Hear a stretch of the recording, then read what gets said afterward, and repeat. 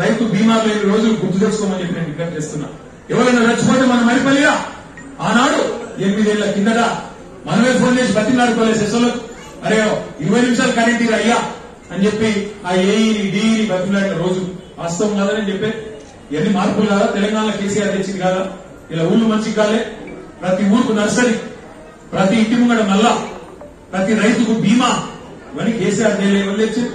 మరి మాట్లాడిన వాళ్ళంతా ఇంతపాటి సిపాయిలు అయితే వాళ్ళకి అధికారం ఉన్నప్పుడు ఎందుకు చేయలే?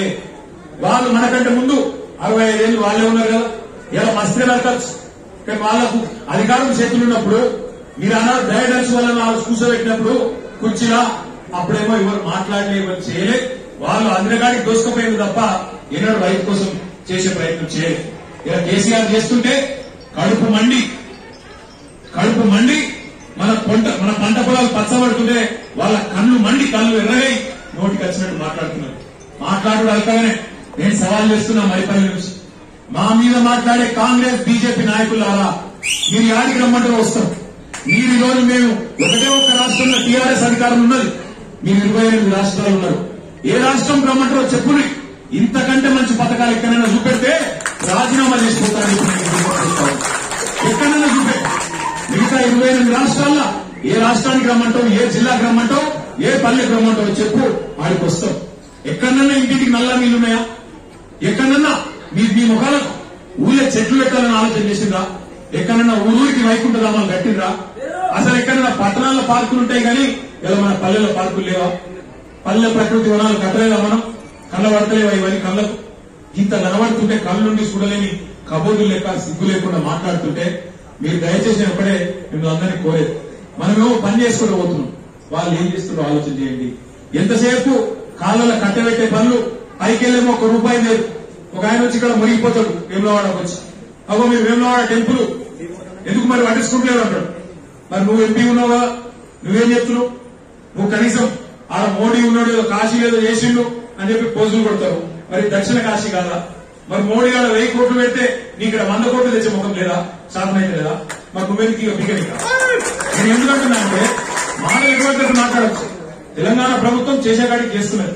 మధ్యలో కరోనా వచ్చినా ఇంకోటి వచ్చినా తల్లాడుతున్నాం, చేస్తున్నాం. మీరు వచ్చి ఉత్తరాన్ని నోరు వారేసుకుని పోతే అయిపోతుందా? మరి మీరు కూడా ఉన్నారా అధికారంలో ఢిల్లీలో? ఒక్క పైసా పని చేసిందా వేములవాడ కోసం? ఏం చేసిందో చెప్పు. వేములవాడ కోసం ఈ పని చేసామని చెప్పు. రాష్ట్రంలో ఉన్న సంక్షేమ పథకాలు ఏ రాష్ట్రంలో ఉన్నాయా? ఒకవేళ ఉంటే చూపించండి, నేను రాజీనామా చేస్తా అని కేటీఆర్ గారు సవాల్ విసిరిండ్రు. కల్వకుంట్ల తారక రామారావు గారు విసిరిన సవాల్ని సవినయంగా కాంగ్రెస్ పార్టీ అధ్యక్షుడిగా, పార్లమెంట్ సభ్యుడిగా మేము స్వీకరిస్తున్నాము. కేటీఆర్ గారు గతంలో ఫామ్ హౌస్ విషయంలో ఇలాగే సవాల్ విసిరిండ్రు. చివరాఖరికి ఆధారాలు పెట్టిన తర్వాత మీరు పారిపోయి కోర్టుకు పోయి స్టే తెచ్చుకున్నారు. రెండవసారి డ్రగ్స్ మహమ్మారి మాఫియా గురించి మాట్లాడినప్పుడు మీరే సవాలు విసిరిండ్రు, కావాలంటే పరీక్షలకు సిద్ధమన్నారు.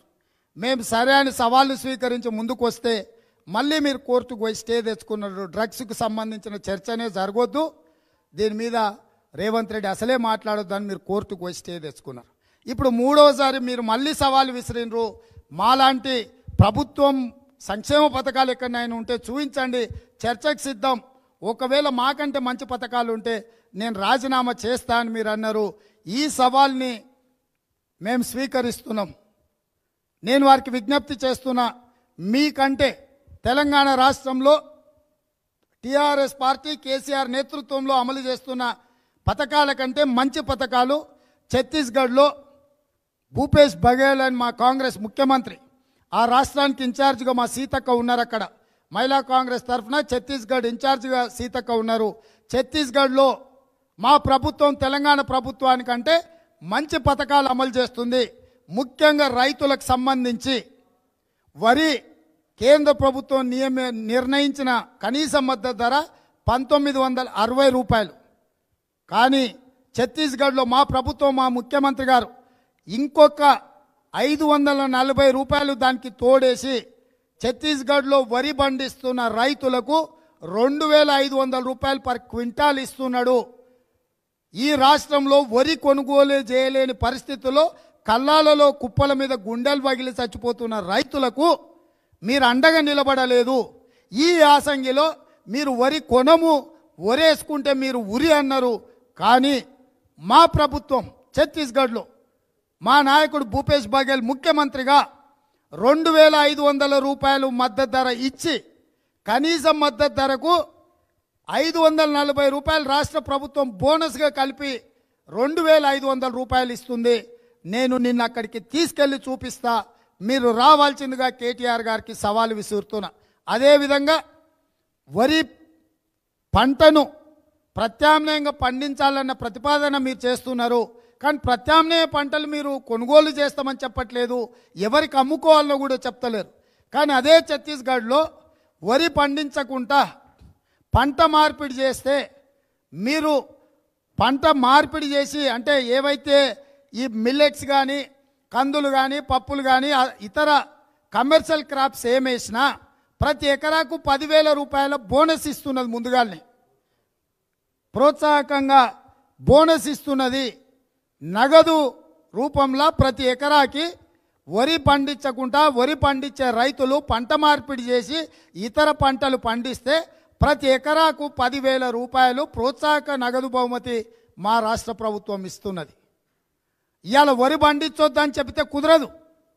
వరి కాకుండా ప్రత్యామ్నాయంగా పండించే పంటలకు ప్రత్యామ్నాయం ఏంది, పండించాల్సిందేంది, కొనుగోలు చేయాల్సిందేంది, నువ్వు ఇచ్చే ధర ఏందో ప్రభుత్వం నిర్ణయించకుండా ప్రత్యామ్నాయం పంట వేసుకోండి, నీ సావు నువ్వు సావు అంటున్నావు. కానీ మా ప్రభుత్వం ప్రత్యామ్నాయ పంటలు ఏం పండించాలో సూచన చేస్తుంది. అదేవిధంగా ప్రతి ఎకరాకి 10,000 రూపాయల బోనస్ ఇస్తుంది. అంటే తెలంగాణ రాష్ట్రంలో నువ్వు ఇచ్చే రైతు బంధు పథకానికంటే కూడా పంట మార్పిడిలో ప్రతి ఎకరాకు 10,000 రూపాయలు బోనస్ ఇస్తుంది. ఆ పంటల్ని కొనుగోలు చేస్తుంది. ఒకవేళ వరి పండిస్తే కూడా 540 రూపాయలు అదనంగా బోనస్ కలిపి ప్రతి క్వింటాల్కి 2,500 ఇచ్చి మా ప్రభుత్వం కొంటుంది. ఈ రెండు నేను ఉదాహరణ చెప్పిన. దీని మీద చర్చకు మేము సిద్ధం. మేము సవాలు విసురుతున్నాం కేటీఆర్ గారికి. మీరు రండి, అన్ని ఏర్పాట్లు మేము చేస్తాం. రాష్ట్ర ప్రభుత్వం నుంచి అధికారిక లాంఛనాలతోనే ఆ రాష్ట్ర పర్యటనకు అన్ని ఏర్పాట్లు మేము చేస్తాము. ఛత్తీస్గఢ్ రాష్ట్రంలో కాంగ్రెస్ పార్టీ అమలు చేస్తున్న వరి కొనుగోలు విషయంలో బోనస్తో సహా 2,500 రూపాయల ద్వారా ఎట్లా కొంటున్నామో మీకు చూపిస్తాం. అదేవిధంగా వరికి ప్రత్యామ్నాయంగా పండించే పంటలకు ప్రతి ఎకరాకు 10,000 రూపాయలు ఇన్పుట్ బోనస్ కింద మేమేమి ఇస్తున్నామో వాటిని తీసుకెళ్లి చూపించే బాధ్యత మాది. నిజంగానే మీకు చిత్తశుద్ధి ఉంటే, మీ మాట మీద మీరు నిలబడితే మీరు రాండి. మీకు ఏ తేదీ వీలవుద్దో, ఎందుకంటే మీకు సినిమా రాజకార్యాలు చాలా ఉంటాయి. సినిమా మిత్రులందరి దగ్గర కూడా సెలవు తీసుకోవాలి కదా, వాళ్ళందరితో మీరు సెలవు తీసుకోండి. 30 రోజుల సమయం మీకు ఇస్తున్నా. మీ సినీ మిత్రులకు ఒక 2 రోజులు సెలవు పెట్టి రైతుల కోసం ఛత్తీస్గఢ్ రావాల్సిందిగా కేటీఆర్ గారికి సవాలు విసురుతున్నా. మేము ఈ సవాల్కు కట్టుబడి ఉన్నాం. సవాలు విసిరి పారిపోవడం కాదు. కేటీఆర్ గారు ఫామ్ హౌస్ విషయంలో కోర్టుకు పోయి స్టే తెచ్చుకున్నావు. డ్రగ్స్కు సంబంధించి ప్రస్తావనే చేయకూడదని కోర్టుకు స్టే తెచ్చుకున్నావు. మళ్ళీ ఇప్పుడు ఎవరి దగ్గరకు పోయి స్టే తెచ్చుకుంటావు నాకైతే తెలియదు. కానీ మీరు విసిరిన సవాల్కు మేము సిద్ధంగా ఉన్నాం. మీడియా మిత్రులారా, మిమ్మల్ని కూడా తీసుకెళ్తాం. ఎట్లయినా మీరు అందరు పోయి కేటీఆర్ను ఒప్పించాల్సిందిగా మా మీడియా మిత్రులను కూడా ఈ పర్యటనలో తోడుగా తీసుకెళ్తాం. మీకందరు కూడా ఆ రాష్ట్రంలో కాంగ్రెస్ పార్టీ అధికారంలో ఉన్న ఛత్తీస్గఢ్లో ఒక మంచి పరిపాలన అందించి రైతులను ఆదుకుంటున్నాం. అలాంటి పథకాలను తెలంగాణ రాష్ట్రంలో కూడా కాంగ్రెస్ వచ్చినాక ప్రవేశపెడుతుంది. హాయ్ ఫ్రెండ్స్, మా టుడే టుమారో యూట్యూబ్ ఛానల్ చూస్తున్నందుకు చాలా థ్యాంక్స్.